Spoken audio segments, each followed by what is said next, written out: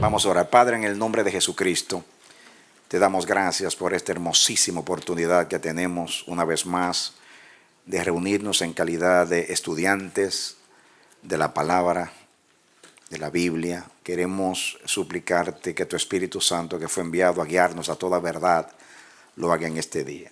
Yo como maestro pido que la unción de Jesús, el maestro de los maestros, caiga sobre mí. Dame sabiduría, consejo, inteligencia, claridad para explicar a los hermanos cualquier tópico que estudiemos.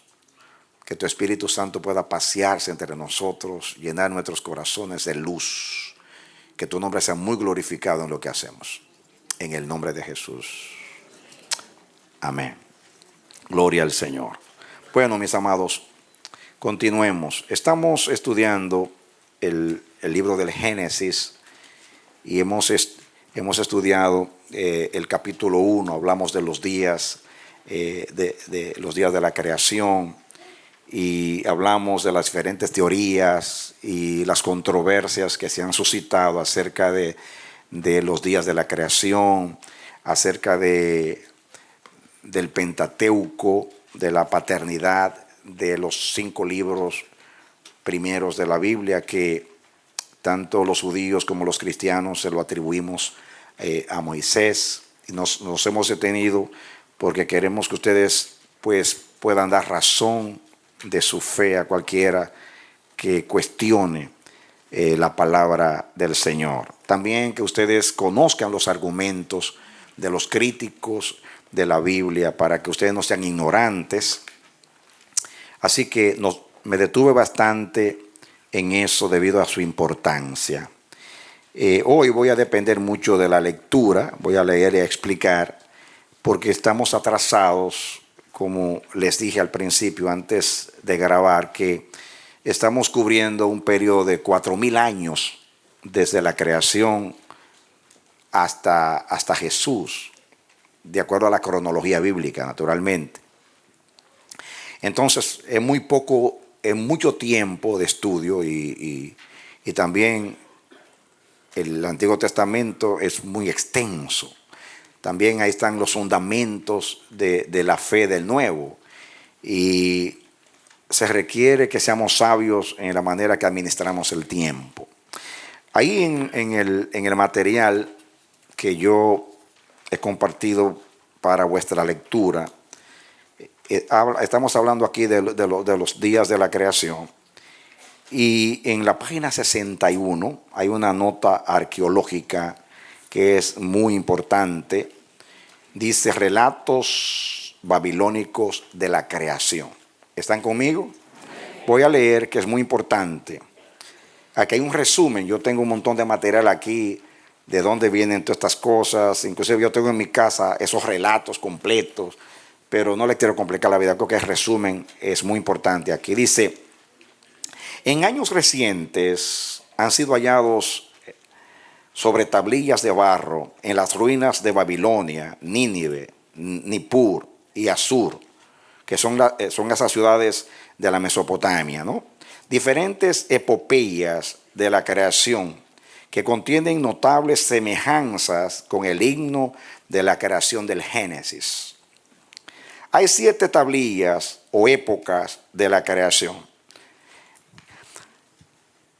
Fíjense que estas frases u oraciones que están entre comillas son citas de esas epopeyas o relatos de la creación que aparecieron en esas tablillas en la Mesopotamia. Llámese Mesopotamia, donde está ubicada Babilonia, entre los 2 ríos, el Tigris y el Éufrates.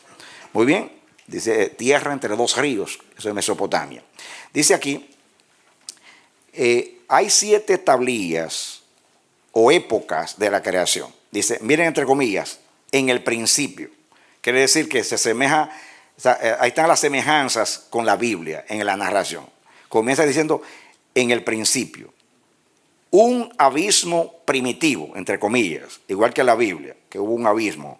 Dice, y un caos de aguas, entre comillas. llamado el abismo, como dice la Biblia. Los dioses, naturalmente la Biblia no ha hablado de los dioses porque habla de un solo Dios, el monoteísmo, pero ellos eran politeístas, creían en más de un Dios. Dice, los dioses, entre comillas, formaron todas las cosas. Hicieron, entre comillas, la expansión de arriba y la de abajo. Fíjense que se parece mucho a la narración del Génesis. Establecieron los cielos y la tierra, entre comillas, y parecido al Génesis. Al cuarto día, entre comillas, ordenaron las estrellas, muy parecido. Hicieron crecer la hierba verde, entre comillas, como dice la Biblia. Las bestias del campo y el ganado y todo animal viviente, entre comillas, muy parecido. Al sexto día, entre comillas, formaron al hombre del polvo de la tierra. Muy parecido. Entre comillas, fueron hechos seres vivientes, como dice la Biblia.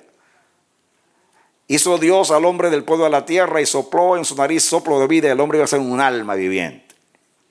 Varón y mujer juntos vivieron. La Biblia dice, varón y hembra los hizo. Compañeros eran, entre comillas. En un huerto era su habitación. Ropas no conocían. Tremenda similitud. El séptimo día fue designado un día santo en el cual cesar todo negocio se ordenaba. Los babilonios en esos relatos habla del séptimo día. Hay otras evidencias, es un resumen de muchas tablillas y otros relatos. Estos relatos, estos relatos babilónicos y asirios son todos burdamente politeístas. O sea, habla de muchos dioses porque ellos creían en muchos dioses. Pero con tantos puntos de similaridad con el relato del Génesis, pareciera que hayan tenido un origen común. No evidencian que algunas de las ideas del Génesis se grabaron en la memoria de los primeros habitantes de la tierra y que las diferentes razas, al apartarse del linaje escogido de Dios y caer en la idolatría, heredaron la transmisión, dice, y transmitieron reliquias de verdades antiguas que entretejieron en sus culturas nacionales. ¿No son estas tradiciones corruptas testimonios de la existencia de una fuente divina original? Está claro. Ustedes saben una cosa. Abraham era natural de esa tierra. Él salió de Ur de los caldeos. De esa misma tierra salió Abraham cuando Dios le dijo, sal de tu tierra y de tu parentela. De eso hablaremos cuando llegue el tiempo. Así que estos eran pueblos semitas, descendientes de Sem, igual que Abraham. Y tenían, solo como dice ahí, que se ve que, van a ver más adelante, que estos relatos al principio eran orales. Y eran tradiciones que pasaban de generación en generación. Como sucede cuando las cosas pasan de generación en generación, que se van cambiando, se tergiversan, se le añaden detalles, se le restan otros y cambian las cosas. Pero tanta similitud no puede ser una casualidad.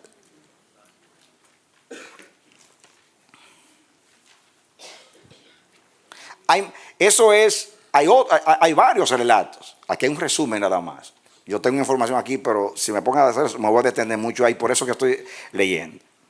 Ahí hay una nota arqueológica que habla del monoteísmo primitivo. No lo voy a leer, pero ahí habla que hay evidencias arqueológicas y datos arqueológicos que demuestran que al principio el hombre creía en un solo Dios, no en muchos dioses.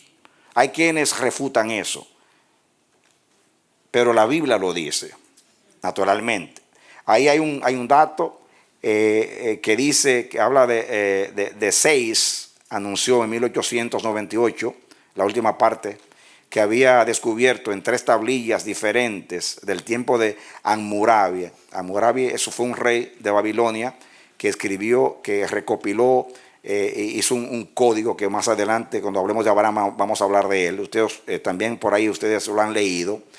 En el Museo Británico, las palabras Yahweh, o sea, Jehová es Dios. Muy bien.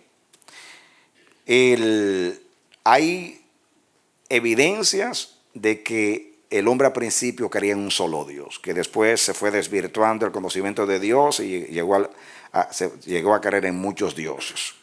Muy bien. Después ahí en la página 62 habla de el segundo relato de la creación, que ya yo estudié eso con ustedes. ¿Recuerdan ustedes Génesis 2, de que habían 2 relatos? Y yo les dije que no sé, que eran 2 autores, capítulo 1 un relato, capítulo 2 otro relato, y vimos que el Génesis está dividido en 10 generaciones, que son 10 relatos, que es imposible que haya 2 relatos de la creación. Dijimos que el primero presenta la creación a grandes rasgos, y que en el capítulo 2 entra en ciertos detalles que no dijo el capítulo 1, y a la vez para introducir otros temas. Muy bien, seguimos. Vamos a pasar ahora a la página 64. Página 64.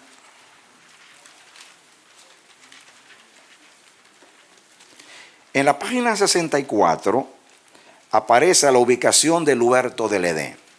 La Biblia menciona en Génesis 2, vamos a proyectar eso, Génesis 2, del 10 al 14. Dice, salía de Edén un río para regar el huerto, y de allí se repartía en 4 brazos. Seguimos. El nombre del uno era Pisón.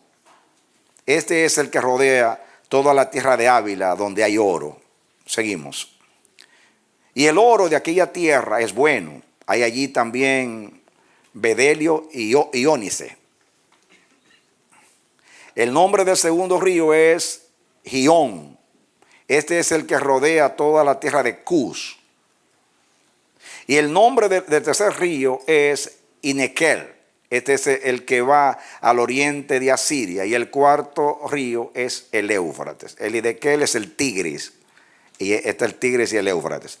De los 4 ríos hay 2 que no aparece modernamente en la geografía. Algunos piensan que eran como afluentes o que se secaron porque no existen en el tiempo de hoy. Parece que eran pequeños y con el tiempo desaparecieron o llegaron a desembocar ahí. Bueno, ahí yo no puedo entrar ni nadie puede entrar a decir. Pero lo que vemos aquí es que hay una ubicación de dónde está. Ya ustedes pueden leer ahí que los etnólogos en general consideran esta región donde está el Tigris y el Éufrates, que usted lo ve en el mapa aquí en la página 65, se dan cuenta ahí que ahí está Babilonia y ven los 2 ríos, que es donde casi todo el mundo está de acuerdo que todos los eruditos están de acuerdo que la civilización del mundo comenzó ahí, en la Mesopotamia. Muy bien, ahí no hay duda. Por ejemplo, dice, miren, en el último párrafo ahí de ubicación del huerto del Edén, dice, los etnólogos en general consideran a esta región como hogar original de todas las actuales razas humanas. Esa es la región de donde vinieron el buey, la cabra, la oveja, el cerdo, el perro y la mayoría de los animales domésticos. De aquí también son la manzana, la pera, el durazno, la ciruela, la cereza, el membrillo, la mora, la grosella, la uva, el olivo, el higo, el dáctil, la almendra, el trigo, la cebada, la avena, el guisante, el frijol, oye, de los dominicanos, el lino, la espinaca, el rábano, la cebolla y la mayoría de nuestras frutas y hortalizas. Fue la cuna de la raza humana. ¿Lo pueden ubicar? De ahí salió Abraham, de esa tierra, que más adelante vamos a hablar de eso. Muy bien. Ahora, escuchen para no tomar mucho tiempo. Noten ustedes ahí habla un poquito de Babilonia. Ya saben que Babilonia quedaba en esa geografía del Tigris y el Éufrates, o sea, en la Mesopotamia. Pero vamos a leer la nota arqueológica de la página 64, que habla de Eridu, donde se cree que estaba el huerto del Edén. Inclusive la palabra se parece. Eridu. Eridu, el tradicional huerto de Edén. El sitio exacto que señala la tradición como lugar del huerto de Edén es un grupo de túmulos 20 kilómetros al sur de Ur. Acuérdense que Ur salió Abraham. Llamado Eridu. Abu Sharem. Era el lugar de Adapa.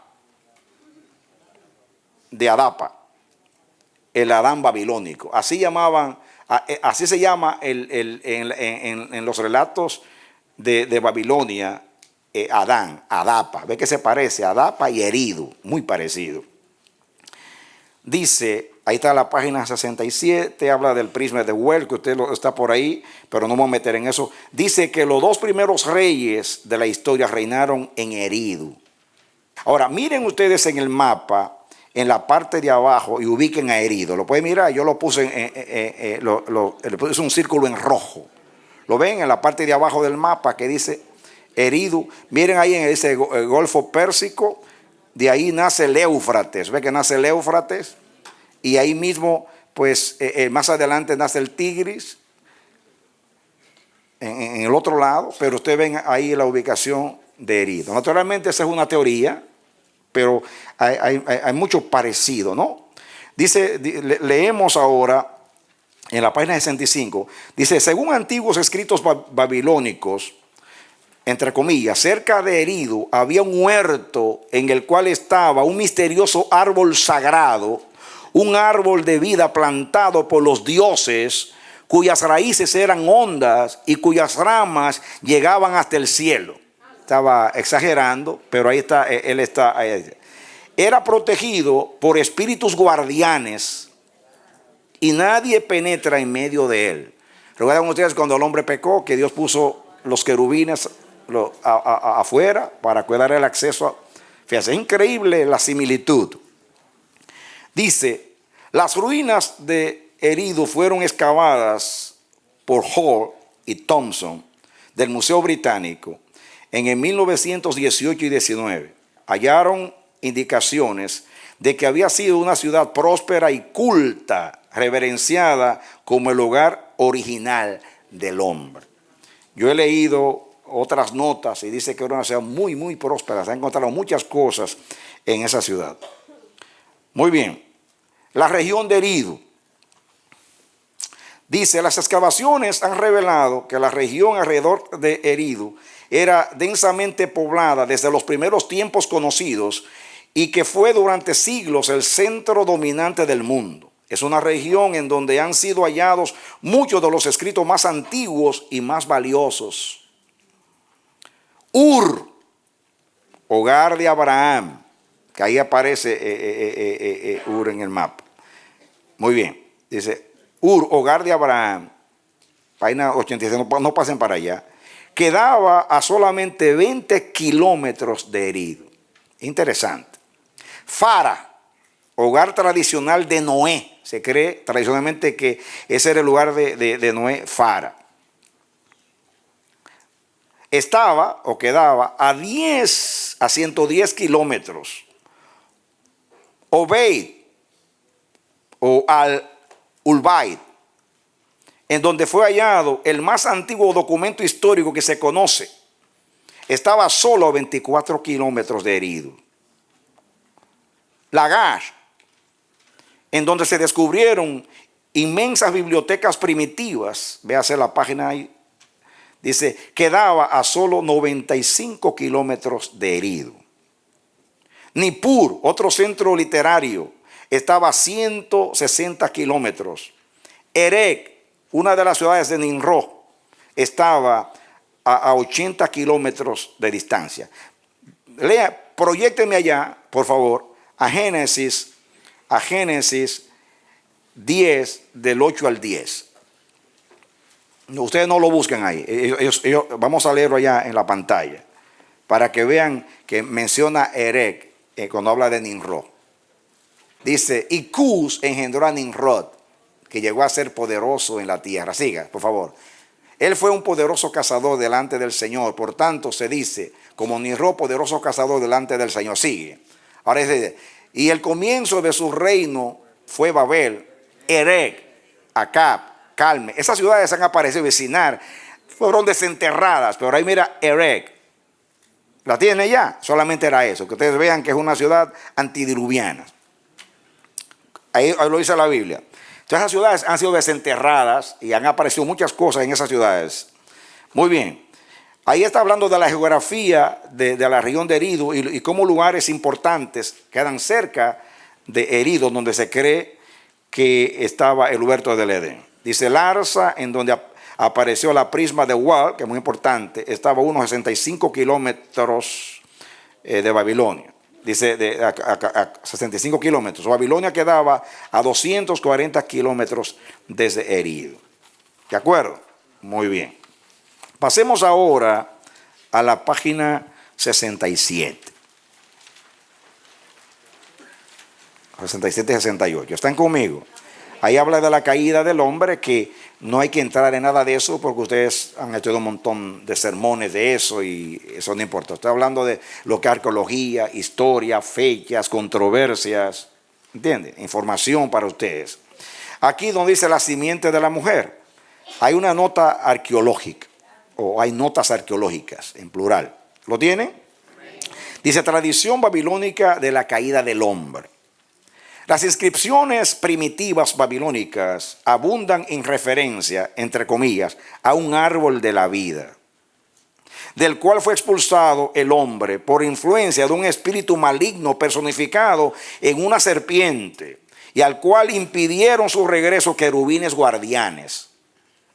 Eso dicen los relatos de Babilonia. Dice, entre estas tablillas hay una historia de Adapa, que era el Adán babilónico, de esos relatos, que se parece mucho a Adán, tan notablemente paralela en algunos detalles a la historia bíblica de Adán, que se le llama el Adán babilónico. Adapa, así entre comillas, simiente del hombre. Fíjense cómo lo que está entre comillas significa que así es que aparece en el relato. Adapa, simiente del hombre, o sea, el primer hombre, donde nace el hombre. El sabio de Eridu, el sabio del Edén, entre comillas, sin culpa, así fue creado, entre comillas. Luego ofendió a los dioses, dice dioses, pero ofendió a Dios, entre comillas, por causa del saber, el árbol del conocimiento del bien y del mal. Después, entre comillas, se hizo mortal. La comida de los dioses no comió, entre paréntesis. La comida de los dioses no comió. Entre comillas. Enfermedad trajo sobre el pueblo. Ahí está el pecado. Los dioses dijeron, no descansará, entre comillas. Le vistieron de ropas de luto. Primeramente dice que estaban desnudos, ahora los vistieron de ropa de luto. Fíjense cómo se tergiversa el original, pero sigue la idea. Sigue la idea. ¿Casualidad? Escuchen, si Abraham, que salió de esa tierra de Ur de los Caldeos, hubiera copiado, como algunos piensan, hubiera copiado mal, pero no copió mal. Copió bien. Eso quiere decir que si fuera copiado hubiera dicho lo mismo. Pero aunque hay similitudes, hay también diferencias que no aparecen aquí naturalmente. O sea, acuérdense que son idólatras, que hablan de sus dioses, y le añaden leyendas, mitos. La Biblia no presenta la narración como si fuera un mito, siempre como algo histórico.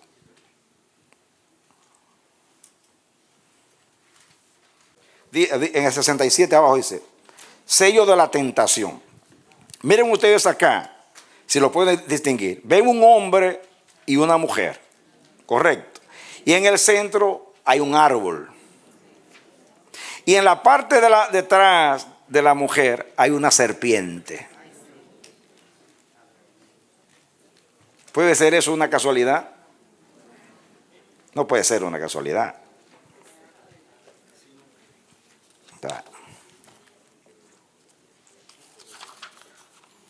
Pasemos a la página 68.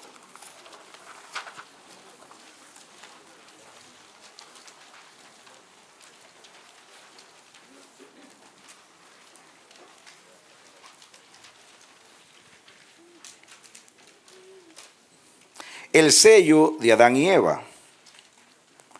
Fíjense en el sello de Adán y Eva, si lo pueden ver bien, y ven a un hombre y una mujer que están corriendo, están saliendo del huerto. Ahí dice aquí, ahí está en la figura, el sello de Adán y Eva, hallado en 1932 por el doctor E.A. Spacer, del Museo de la Universidad de Pensilvania, cerca del fondo del túmulo será Tep Araura, 20 kilómetros al norte de Nínive. Ahí dice, lo calcula como el año 3500 antes de Cristo. O sea que data ese sello. Y lo llama, entre comillas, muy sugestivo de la historia de Adán y Eva, un hombre y una mujer desnudos y caminando como completamente abatidos y angustiados, seguidos de una serpiente. ¿Viene la serpiente detrás? Entonces, esta es la salida del huerto, según parece. Andan tristes, cabizbajos, derrotados, y una serpiente detrás. Fue cuando Dios los sacó del huerto, y que también el relato de ellos dice que fueron sacados y que Dios puso guardianes allí. Muy bien. Y ahí habla sigue adelante, yo no voy a leer todo, solamente que ustedes vean aquí evidencias. Muy bien. Otras tradiciones de la caída del hombre. Esto es muy importante. Tradiciones de los pueblos. Atención. Tradiciones de los persas. Miren, en Persia, nuestros primeros padres inocentes, virtuosos y felices, vivieron en un huerto en donde había un árbol de la inmortalidad, hasta que apareció un espíritu maligno en forma de serpiente. Puede haberse heredado esta tradición de Jafet, porque los persas descienden de Jafet, el hijo de Noé, así como los hebreos heredaron la suya de Sem, porque los hebreos descienden de Sem, el hijo de Noé. ¿Están de acuerdo? Pero miren, muy parecido. La India, en los primeros tiempos el hombre era libre de mal y de enfermedades. Tenía todo cuanto deseaba y vivía largo tiempo. Grecia. Los primeros hombres de la edad de oro eran desnudos, libres de mal y de sufrimiento. Gozaban de comunión no interrumpida con los dioses, y la tierra daba sus frutos espontáneamente. China. Había una tradición de una edad feliz en la cual el hombre tenía abundancia de comida y estaba rodeado de animales pacíficos. Los mongoles y tártaros tenían tradiciones similares. Los teutones, la raza primitiva, gozaba de una vida de festividad perpetua. Todas las razas bárbaras tienen tradiciones de un estado más civilizado. Dice, el relato original del huerto del Edén fue sin duda contado por Adán a Matusalén por a Noé, y lo contó a sus hijos, y en las culturas nacionales posteriores se desfiguró de diferentes maneras. ¿No son estas tradiciones evidencias de una fuente verídica primitiva? No está hablando de algo original que fue así. O sea, no puede ser jamás una casualidad que todos estos pueblos tengan tradiciones tan parecidas. Se ve que se desfiguró a medida que pasaba la información de generación en generación, se fueron cambiando las cosas, se fueron desvirtuando las cosas, o desfigurando. ¿De acuerdo? Muy bien. Pasemos a la página 69. Habla de Caín y Abel. No vamos a leer eso, voy a leer solamente la nota arqueológica, porque habla del uso primitivo de metales. Vamos a proyectar allá a Génesis 4, 21 y 22. Génesis 4, 21 y 22. Dice, y el nombre de su hermano, está hablando de los hijos de Caín, fue Jubal, el cual fue padre de todos los que tocan arpa y flauta. 22. Y Sila también dio a luz a Tubal Caín, artífice de toda obra de bronce y de hierro. Oigan bien, este individuo, el hijo de Caín, apenas comenzó la historia de la humanidad, ya eran expertos en ¿qué? En bronce y hierro. Ahora miren lo que dice acá. Dice, cuando Adán aún vivía, sus descendientes aprendieron el uso del cobre, del hierro, e inventaron instrumentos de música. Hasta hace poco se creía que el uso de hierro era desconocido antes del siglo XII antes de Cristo. Está dando 1200 años antes de Cristo. Los términos que han usado historiadores y arqueólogos para designar los pasos sucesivos en el avance de la civilización son, 2 puntos. Paleolítico, edad primitiva de piedra, usándose piedras sin labrar. Neolítico, edad posterior de piedra, usando piedras labradas. Calcolítica, cobre y piedra. Transición de la piedra al metal.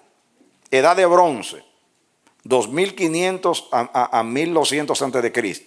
Edad de hierro, de 1200 a.C. en adelante. Escuchen, en 1933 el doctor H. Ed Frankfurt del Instituto Oriental descubrió en las ruinas de Asmar, unos 160 kilómetros al norte de Babilonia, una hoja de hierro que había sido hecha alrededor del 2700 a.C., con lo cual el uso conocido del hierro retrocede unos 1500 años. Las inscripciones primitivas revelan que Babilonia jamás ha sido habitada por gentes que no hayan conocido el uso de metales, instrumentos de cobre, y han sido hallados en las ruinas de diferentes ciudades antidiluvianas. Y ahí sigue hablando otras cosas. Se cae. El prisma de Word, que usted está en unas páginas anteriores que yo les di a usted a leer, espero que lo leyeron, que da los nombres de los 10 reyes longevos que reinaron antes del diluvio. Dice que el tercero, el quinto y el sexto reinaron en un lugar llamado Bargurgurú. ¡Wow! ¡Qué nombre! Esta palabra significa ciudad de trabajadores de bronce. Quizás sea una tradición acerca de la ciudad de Caín. Muy bien. Esto, en un sentido, es una contradicción. Contradice esas llamadas eras prehistóricas e históricas. La Biblia dice que los hijos de Caín ya conocían los metales. Hay evidencias, como dice ahí, de Babilonia, de la misma manera. Muy bien, pasemos a la página 70. Libro de las generaciones de Adán. No me voy a detener. Ahí lo más importante, quiero que ustedes vean algo acá. Las primeras 10 generaciones, según el capítulo 5 del Génesis, vivieron muchos años. Ahí habla que Adán vivió 930, Set 912, Enos 905, Cainán 910, y etcétera, etcétera, etcétera. Noé, que fue el último, 950 años. La Biblia dice que eran longevos. En la última parte del párrafo, que lo vamos a estudiar después, dice: las cifras en este capítulo y en el 6.6 indican un periodo de 1656 años entre la creación del hombre y el diluvio. Algunos piensan que por tener esta genealogía y la del capítulo 11, exactamente 10 generaciones cada una, quizás hayan sido abreviadas como la de Jesús en Mateo 1. Pero en contra de esto está la fórmula "y vivió". Dice: vivió fulano tantos años, vivió fulano tantos años. Yo le creo a la Biblia. Todos estos argumentos es para armonizar la Biblia con la crítica. Y la crítica debe someterse a la Biblia. Amén. Miren, yo estaba leyendo algo esta semana. Y estaba hablando de Sargón II. Sargón I era rey de Akkad, Akkad, que es una ciudad que menciona el Génesis. De ahí viene el idioma acadios. Era semita. Fue el primer conquistador de la historia, según se cree. Algunos lo relacionan con Nimrod, pensando que era Nimrod. Son tradiciones o conclusiones. Pero lo que quiero decir es lo siguiente. Sargón II fue el que completó el sitio a Samaria. Samaria fue destruida por los asirios, ya me estoy saliendo del tema para decir algo, en el año 522 antes de Cristo. Ahí se dividió el reino entre las 10 tribus en el norte y las 2 tribus, la casa de David, en el sur. Hasta ciertos años no se sabía nada de Sargón II, porque no había una dinastía antes de él. O sea, no hablaba de sus ancestros. Él aparece en la narración de la historia. Hasta ese momento solamente se sabía lo que la Biblia decía de él. Después, naturalmente, aparecieron documentos que hablaban más de él, mostrando lo que la Biblia dice. Y hay un escritor que dice: aquí la Biblia tuvo éxito. Y yo me llamó la atención. Aquí la Biblia tuvo éxito, porque dijo algo que no se creía y que después fue confirmado. Digo yo, aquí tuvieron éxitos los que dudan de la Biblia. Y así ha pasado con un montón de cosas que han dudado y después aparecen pruebas. Y entonces dice: sí, la Biblia tiene razón. Tienen que probar para decir que la Biblia tiene razón. Eso es una manera que no objetiva de estudiar. Seguimos. Muy bien.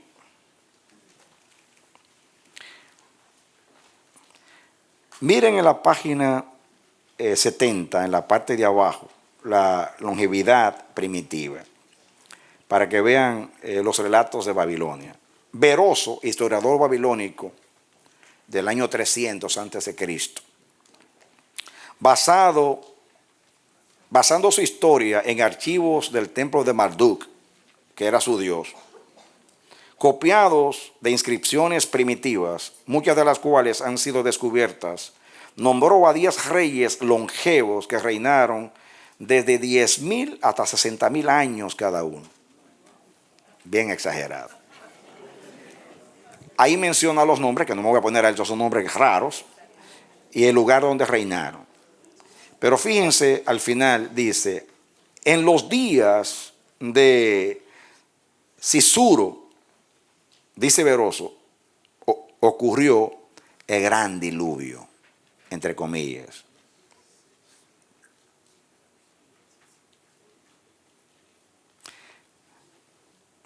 Oigan esto. 10 reyes, cuenten. 1, 2, 3, 4, 5, 6, 7, 8, 9 y 10. Igualmente como las 10 primeras generaciones que eran longevas. Solamente que los nombres no coinciden. Porque ustedes saben cuando pasa ahora, como dice ahí, ahí aparecen, fíjense que el primero, Alulín, reinó en heridos en el Edén, fue el primero también. 28,000 años. ¿Sabes? Hay una nota por ahí que dice que esta gente, los caldeos, que son los de Babilonia, exageraban los años como los científicos de hoy también. Muy parecido. Pero ahí están. El último vivió 64,000. Es una exageración. Pero muestra que los primeros habitantes de la tierra eran longevos. Que eso es lo que quiere decir. Y termina diciendo, dice, entonces el diluvio destruyó la tierra. Pero eso termina, y ocurrió el gran diluvio. Y cuando termina de hablar de esos 10 reyes, dice, entonces el diluvio destruyó la tierra. Dice, estos deben de ser los mismos reyes citados por Beroso, llamados por diferentes nombres después de la confusión de lenguas en Babel. Las tablillas que dan estos nombres fueron escritas después del comienzo del periodo histórico. Parece que los antiguos, cuando hablaban de tiempos prehistóricos, caían en el mismo error de algunos modernos, el de exagerar hasta dimensiones fabulosas la cronología de su mundo primitivo, como dije anteriormente. Página 71. Nota arqueológica. Ahí están las ciudades antidiluvianas. Entre esas ciudades, porque no voy a leer todo eso, fíjense las que aparecen en la Biblia. Está Obed, está Erech, que yo se la leí, está Susa, y también Ur. Lo que pasa es que algunas otras cambiaron de nombre y que quedan los nombres que vinieron después, pero se relaciona con ciudades que menciona la Biblia también. Muy bien. Y ahí habla de que eran civilizaciones bien avanzadas. Ahí sí termina la última parte. Una civilización sorprendentemente avanzada. Ahí aparecieron muchas cosas que indican que eran, porque nosotros pensamos que los primitivos eran ignorantes y eso, pero eran civilizaciones muy avanzadas según los hallazgos arqueológicos. Página 72. Acuérdense que estoy haciendo esto para avanzar. Pero quiero que ustedes graben algunas cosas, su fe sea fortalecida y vean cómo la Biblia confirma. O sea, la arqueología y la historia confirman la Biblia. Miren, este libro tiene una nueva edición, que yo se le iba a comprar a ustedes, estoy dudando. No quiero decir que no tiene mérito la nueva edición, pero en la nueva edición desaparecieron todos estos datos. No aparece nada de lo que yo le he dado, aparece ahí, salvo algunas cositas. Y digo, ¿por qué lo omitieron? ¿Saben por qué? Por lo mismo. Hay un espíritu de incredulidad o de timidez. Les da vergüenza mostrar estos argumentos como argumentos. Porque nosotros no estamos diciendo que esos relatos son verdaderos. Estamos diciendo que esos relatos muestran que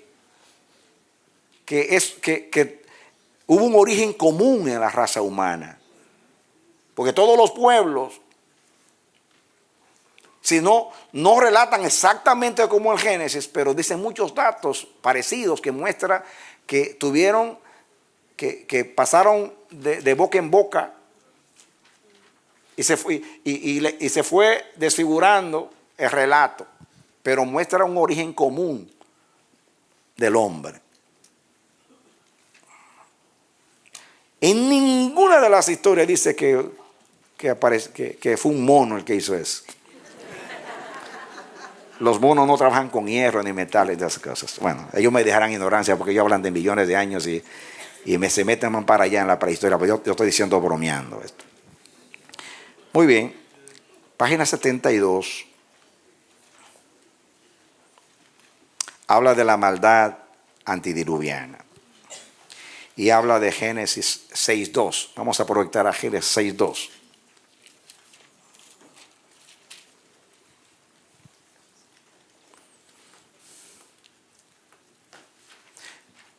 Leamos el 1 primero para que entiendan el contexto. Aconteció que cuando comenzaron los hombres a multiplicarse sobre la faz de la tierra y les nacieron hijas, que viendo los hijos de Dios que las hijas de los hombres eran hermosas, tomaron para sí mujeres, escogiendo entre ellas. Seguimos. Y dijo Jehová: no contenderá mi espíritu con el hombre para siempre, porque ciertamente él es carne, mas serán sus días 120 años. Bueno, ustedes han oído muchas veces, hemos comentado desde el púlpito acerca de esto. Hay una teoría que dice que ahí habla de matrimonios mixtos entre los ángeles o uniones conyugales entre los ángeles y los hijos. O sea, la Biblia cuando usa la palabra los hijos, este es el argumento, los hijos de Dios, muchas veces se refiere a los ángeles. Y ahí es el argumento. También otros textos que ellos usan es segunda de Pedro 2.4. Pueden proyectar lo que dice. Hablan de los ángeles que no guardaron su dignidad. Dice, porque si Dios no perdonó a los ángeles que pecaron, sino que arrojándolos al infierno los entregó a prisiones de oscuridad para ser reservados al juicio. Judas dice más o menos lo mismo. Muy bien.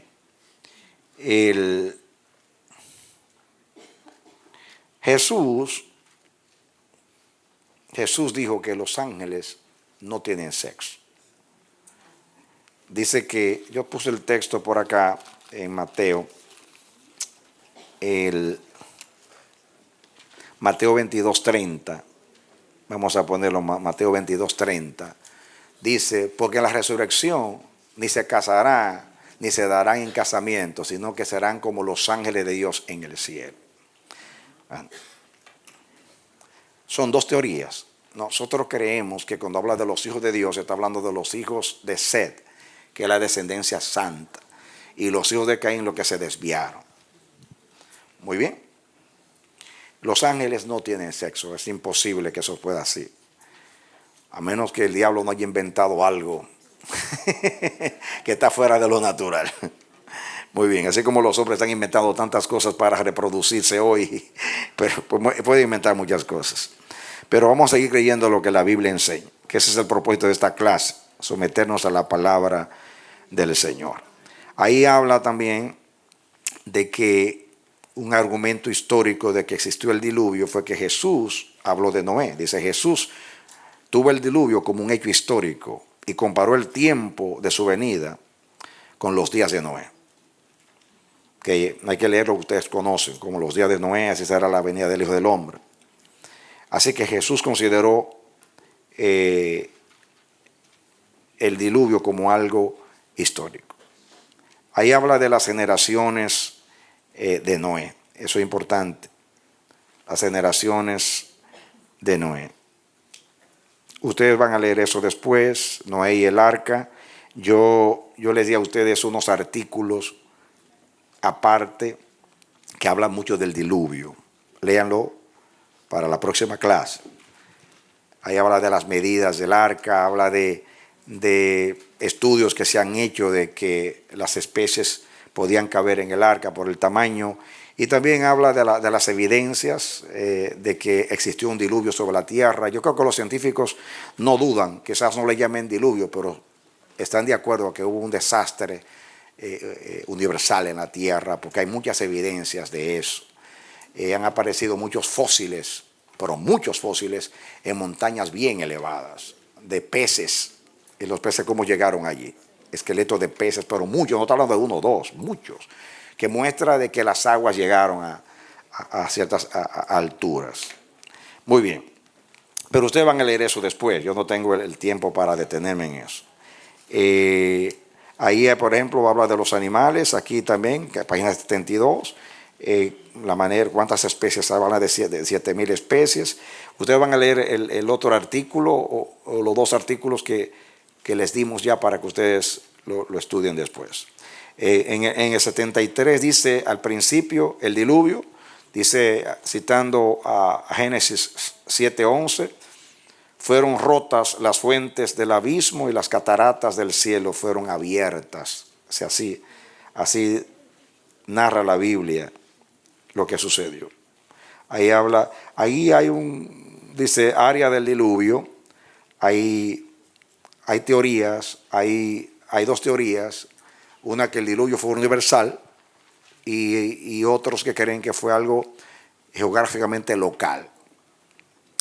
La teoría de que fue algo regional ahí donde lo que era el mundo conocido, era porque dice que debido al poco tiempo de la historia del hombre hasta este momento, el hombre no pudo haber llegado a las partes más remotas de la tierra, sino que había todavía un límite. Fue después de Babel que los hombres se esparcieron por el mundo entero. Entonces, la teoría dice, si Dios quería matar a los hombres por el pecado, no tenía que llegar a América, llegar tan lejos. Eso es una teoría, pero eso es una teoría. Pero si entendemos, como se han hecho estudios de si el diluvio en el área que sucedió, por el asunto de la geografía, aquí explica un poquito, es muy posible que las aguas al crecer afectó los mares, los océanos, y el temor que tienen los científicos ahora de que se descongelen los polos, y entonces, o sea, el polo norte, y suba la marea, y imagínense ustedes un diluvio. Pero, de todas maneras, eso no es un dato que afecta lo que dice la Biblia. ¿Por qué? Porque la Biblia lo que habla, el propósito de la Biblia es espiritual, es religioso, no es científico ni histórico. Es cierto que Dios quería destruir al hombre. Ese era su propósito, destruir al hombre. Entonces, si de todas maneras, si el diluvio fue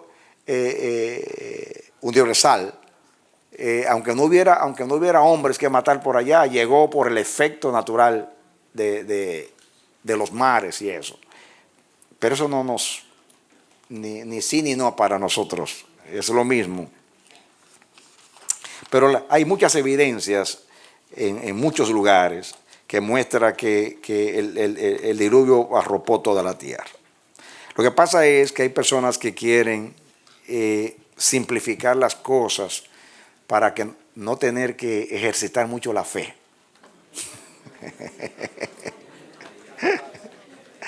Es más fácil creer. Bueno, si es así, es fácil, porque solamente eran los animales que estaban en esta área que pudieron entrar al arca, pero tantas especies. Bueno, se han hecho estudios, algunos hacen estudios del arca, de las medidas. Yo lo creo porque la Biblia lo dice. Perdónenme, yo no se puede buscar lógica. Para Dios no hay nada que sea imposible. Yo no estoy diciendo que nuestra fe no es reflexiva, la fe es reflexiva, pero para Dios no hay nada imposible. Si Dios lo dice, yo lo creo. Muy bien. Pasemos a la página 74.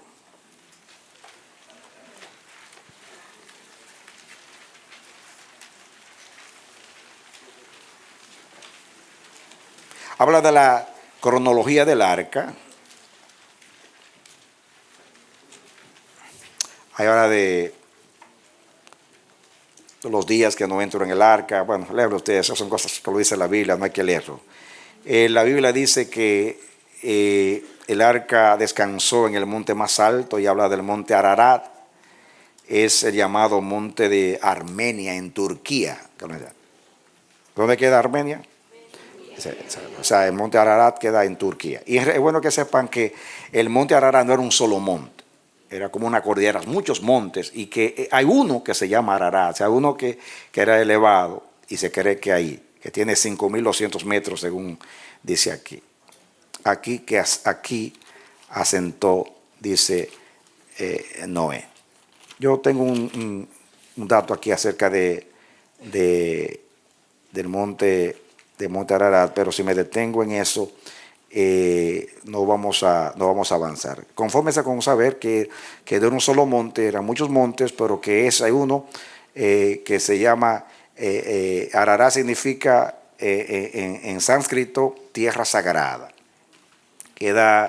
Es una región montañosa de Armenia junto al curso medio de Araces, donde según Génesis 8:4 se asentó el arca de Noé. Bueno, se ha identificado un monte y monte Masis, y se las atribuye, hay muchas cosas ahí, pero hay un monte que según la tradición fue ahí, que queda en Turquía. Muy bien, el monte Ararat. Seguimos. Ya saben que son muchos montes, hay uno, es como el Sinaí.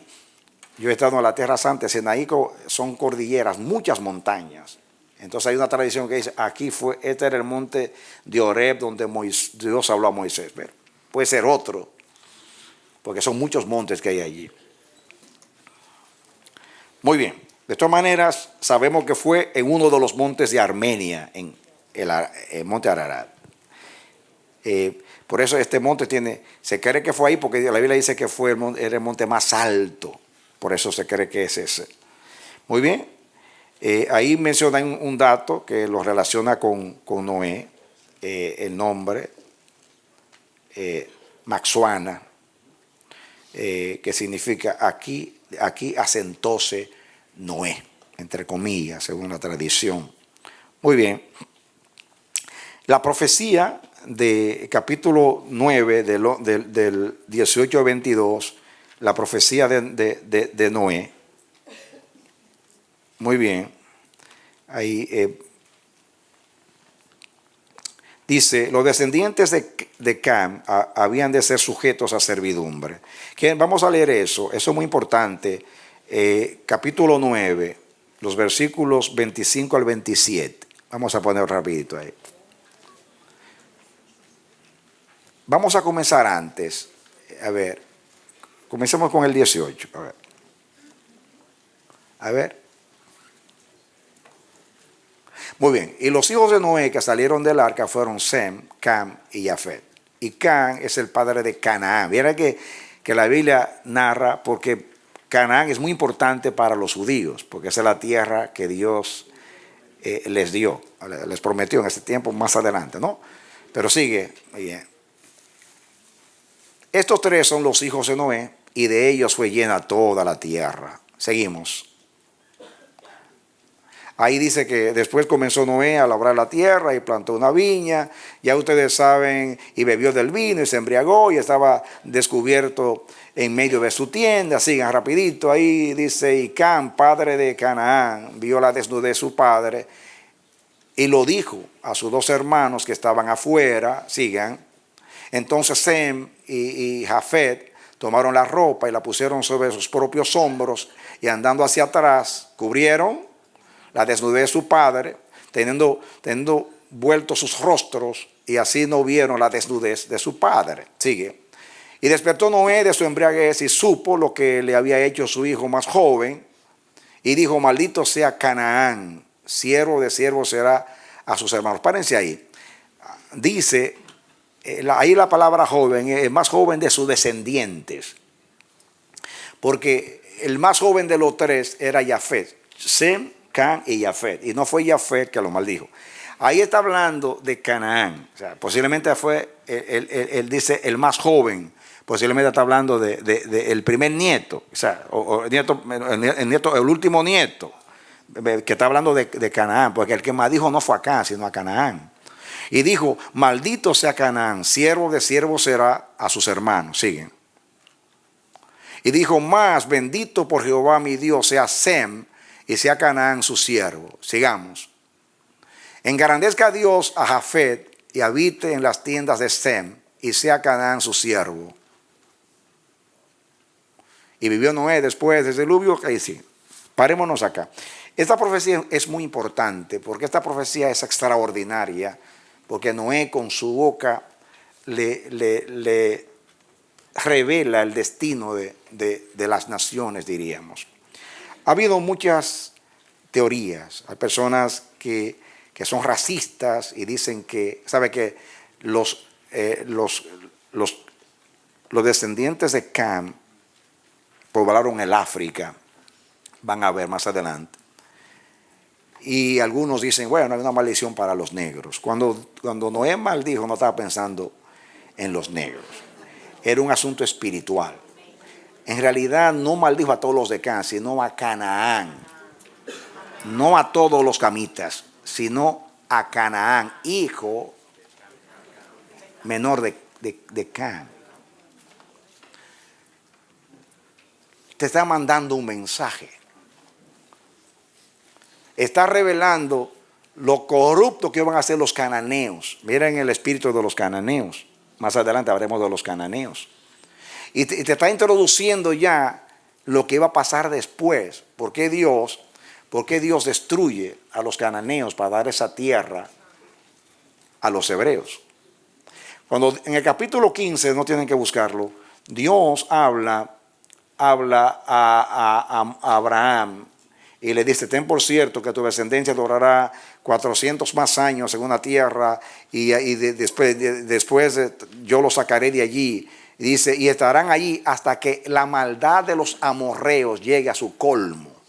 Quiere decir que mientras Israel estaba 430 años en Egipto, en esclavitud, Dios le estaba dando un tiempo de gracia a los cananeos hasta que la maldad llegara al colmo.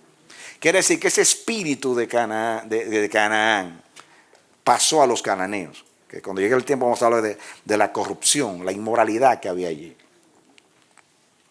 Entonces, no podemos nosotros decir que los negros son malditos. Eso es un concepto totalmente racista y totalmente antibíblico, amados. De hecho, es bueno que ustedes sepan que los primeros hebreos no eran rubios. Eran como son los árabes ahora, quemaditos. Eran ahí de los caldeos, de salió Abraham, eran quemaditos, no eran blancos. O sea que eso es una teoría totalmente absurda. Hay muchas cosas racistas que se dicen. Por ejemplo, vamos a leer lo que dice acá, pero yo les di un artículo a ustedes ahí, no sé si se lo voy a dar después, donde habla, dice, los descendientes de Cam habían de ser sujetos a servidumbre. Dice, los semitas conservarían el conocimiento del Dios verdadero. Está resumiendo. O sea, los descendientes de Cam habían de ser sujetos a servidumbre. Los semitas conservarían el conocimiento del Dios verdadero y las razas jaféticas tendrían parte dominante del mundo y suplantarían a los semitas en enseñar acerca de Dios.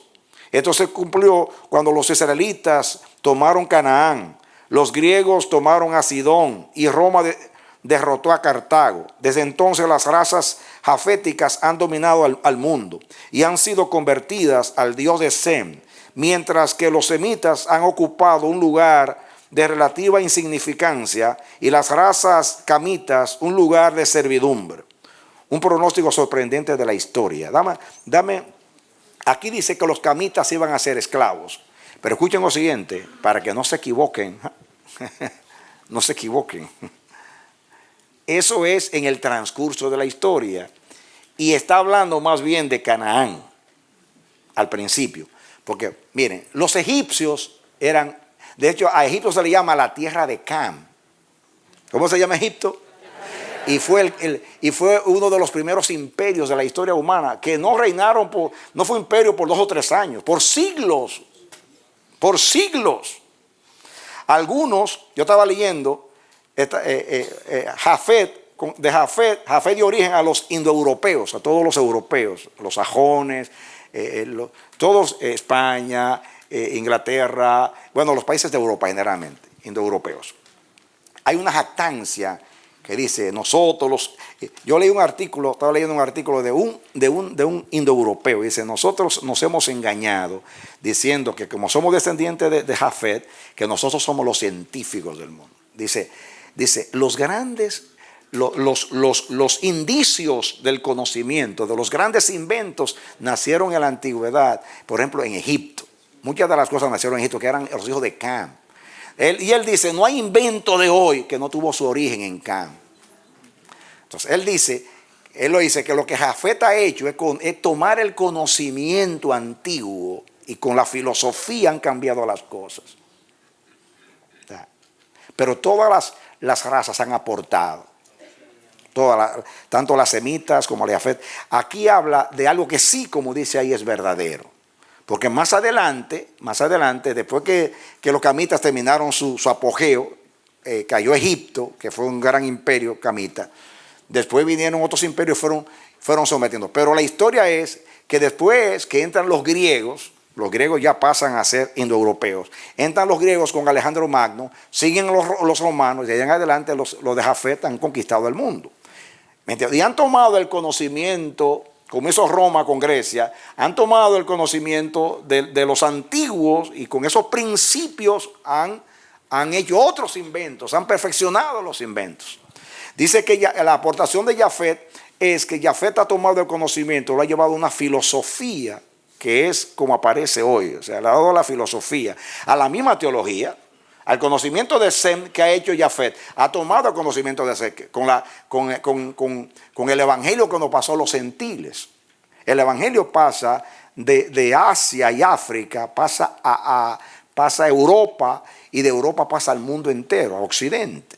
Entonces ahí es que el evangelio toma su pujanza con Jafet. Por eso dice que Jafet va a entrar a la tienda de Sem y va a tomar el conocimiento del Dios verdadero. De todas maneras, es sorprendente la profecía. Amén. Pero no tengamos prejuicios, porque la gente dice, escuchen lo siguiente. Yo he visto personas indoeuropeas, americanas, menospreciar, por ejemplo, a los chinos. Y los chinos dicen, cuando ustedes aprendieron a leer, ya nosotros sabíamos leer hace tiempo. O sea, es ignorancia. Tú decirle a un negro, nosotros somos más que ustedes. Cuando, miren hermanos, los egipcios que eran africanos, fueron la cuna de la civilización en un montón de la ciencia. O sea, tengan mucho cuidado con el racismo porque no tiene sentido. Es solamente prejuicio humano. Los camitas fueron más avanzados al principio. Y María de los inventos de hoy tuvieron origen allá, mis amados, en Egipto. Y de Sem también, porque Babilonia, Asiria, todos son semitas.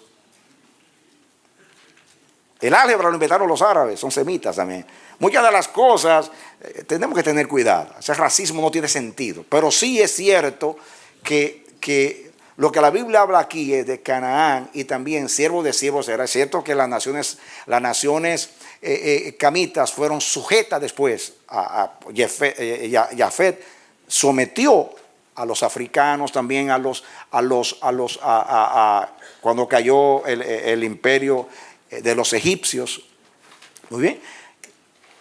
Así que es un proceso histórico. Pero las razas tienen características, pero no se puede jactar una mejor que la otra, porque se han hecho análisis de cómo las razas se complementan, cómo Dios ha hecho que las razas se complementen, amados. Las razas vienen de Dios. Una vez yo le pregunté a Dios, ¿de dónde aparecieron las razas negras? Dice la gente dice, ¿sabe lo que dice la gente? La raza negra. ¿Saben lo que dicen los científicos? Que lo primero, en la evolución se cree que al principio todos eran negros, porque vienen del mono.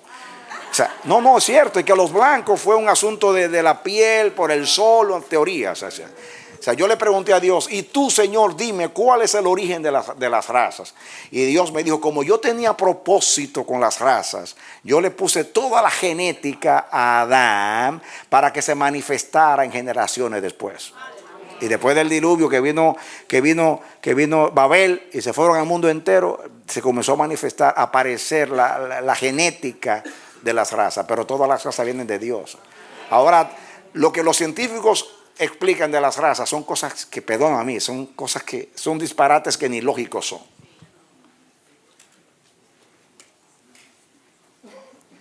Bueno, wow, el tiempo pasa. escúchenme. Yo quiero que ustedes vean acá, esto es importante para mí, en la página 75, tradición babilónica del diluvio.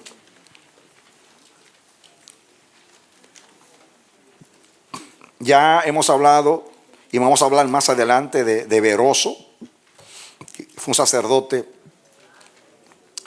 babilonio que vivió más o menos en el 300 antes de Cristo. Y él habla, habla del diluvio, o sea, y ya leímos acerca de él, y habla ahí de rey Cisuro, que se piensa que era Noé. Ahora, fíjense donde dice otras tradiciones acerca del diluvio. Dice, los egipcios tenían una leyenda de que los dioses, dice, que los dioses cierta vez purificaron la tierra mediante un gran diluvio, del cual solamente se salvaron unos pocos pastores sobre una montaña. La tradición griega, dice, ahora la tradición griega de Eucalión, amonestado de que los dioses habían de traer un diluvio sobre la tierra por su gran maldad, hizo un arca que luego descansó sobre el monte Parnaso. Envió 2 veces una paloma. Ve, muy parecido. Tradición hindú. Siendo advertido, Manu hizo un barco en el cual solamente él se salvó de entre todos los seres vivientes. Tradición china. Faé, fundador de la civilización china, según se dice, se salvó juntamente con su esposa, 3 hijos y 3 hijas. Ahí, este está mejor. De un diluvio que fue enviado por el hombre, porque el hombre se había rebelado contra el cielo. Muy parecido. Inglaterra, los druidas tenían una leyenda de que la tierra había sido poblada de nuevo por un patriarca, justo que en un barco fuerte se había salvado de un diluvio enviado por el Ser Supremo para destruir al hombre por sus maldades. Muy parecido. Los polinesios cuentan historias de un diluvio del cual 8 personas se salvaron en una canoa. Pero eran 8 personas. Bien. México, a ver México, ¡viva México! De los aztecas, uno de los indios de América. Dice. Un hombre con su esposa e hijos se salvaron en un barco de un diluvio que destruyó la tierra. Muy bien parecido. Perú. Los peruanos. Un hombre y una mujer se salvaron en un cajón que flotó sobre las aguas del diluvio. Wow, debe que ser grande el cajón. Los indios norteamericanos tenían varias leyendas según las cuales 1, 3 u 8 personas se salvaron de las aguas. Groenlandia, la tierra se volcó y todos se ahogaron, menos un hombre y una mujer que poblaron de nuevo la tierra.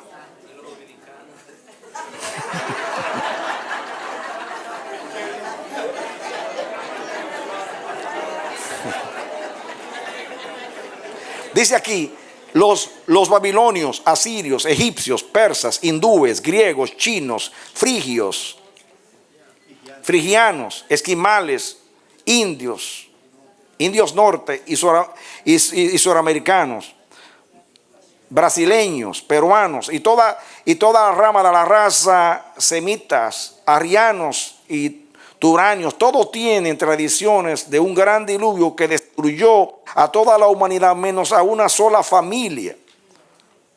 Tradición que se habrá impreso indeleblemente en la memoria de los antepasados de todas estas razas antes de que se separasen o se separaran.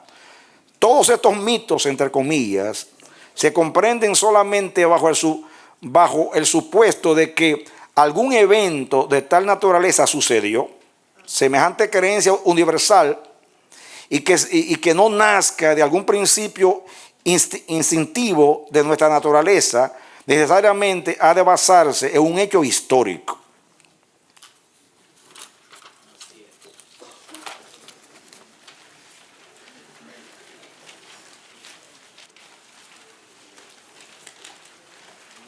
Muy bien, todas las demás cosas aquí Y ustedes van a leer aquí en la página 76, habla de tablillas del diluvio que ustedes van a estudiar después.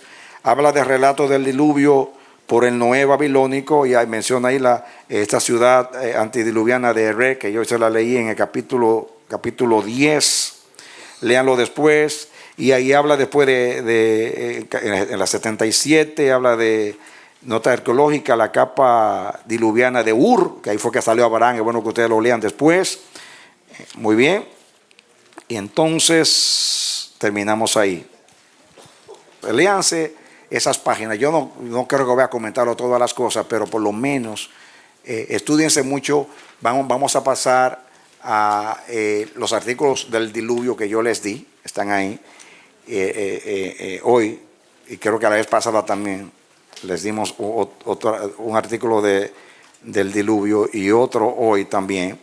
Y además, estudiense bien. Quiero que ustedes estudien, es muy importante que estudien la descendencia de los hijos de Noé, cómo se esparcieron por la tierra. Ustedes tienen por lo menos 2 mapas, y también aquí habla también, así menciona los lugares donde fueron, pero hay un mapa que ustedes tienen donde se ubica donde se fueron cada uno. Y eso es muy importante porque la Biblia habla de esos pueblos, y la Biblia generalmente, cuando se refiere a esos pueblos, usa para hablar de ellos, como habla de Javán, por ejemplo, habla de los griegos. Entonces, la Biblia usa el nombre de los padres de esas naciones. Y entonces, cuando lean la Biblia, que ese es el propósito, ustedes puedan entender a qué se refiere. Elam, por ejemplo, que es Persia. Asur está hablando de Asiria, Babilonia, o sea, de Asiria. Los hijos de Cam, Misraín, creo que llama Misraín, a Egipto. Entonces, es bueno que ustedes se relacionen porque en los profetas usan esos nombres, y así ustedes pueden ubicarse históricamente. Amén. El único libro que habla de las genealogías de los pueblos, y habla de cómo los pueblos se esparcieron por el mundo, es la Biblia. Vamos a levantarnos, amados, o quédense ahí, vamos a orar. Padre amado, Dios eterno, gracias, muchas gracias, eres bueno, eres generoso, eres fiel. Nos dice una oportunidad preciosa ahora de estudiar la palabra, lo apreciamos. Permite que estos conocimientos sumados puedan, Señor, ayudarnos para tener un panorama claro, un contexto histórico, para cuando estudiemos la Biblia, que es el propósito, la estudiemos, o sea, la comprendamos, porque podemos entender el contexto histórico, la geografía y también el contexto literario, y así poder ubicarnos, y que sea más fácil estudiar la palabra para nosotros, o por lo menos más comprensible. Danos tu bendición en el nombre de Jesús.